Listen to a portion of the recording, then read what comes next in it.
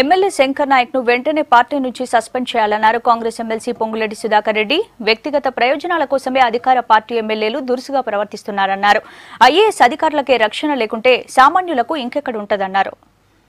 TRS ప్రభుత్వ పాలనలో ముఖ్యమంత్రి గారు దీన్ని తీవ్రంగా పరిగణించి గతంలో కూడా ఇలాంటి ఇన్సిడెంట్ జరిగితే చూసి చూడనట్టుగా ఉన్నారు. అక్రమాలకి కొన్ని దందాలకు పాల్పడుతున్నారో వాళ్లకు వత్తాసు పలకలేదని ఈ రకంగా ఆక్రోశం తీర్చుకుంటున్నారు.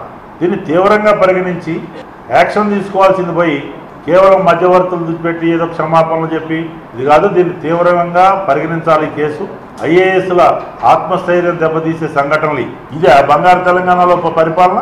దీన్ని ముఖ్యమంత్రి గారు, చీఫ్ సెక్రటరీ గారు తీవ్రంగా తీసుకొని సమగ్ర దర్యాప్తు చేయాల్సిందిగా, న్యాయ విచారణకి ఆదేశించవలసిందిగా డిమాండ్ చేస్తున్నాం. సిఎల్పి తరఫున అధికార పార్టీ ఎమ్మెల్యేల నుంచి రక్షణ కొరకు మహిళా అధికారులు కూడా సి టీములు రక్షణలో పనిచేయాలా?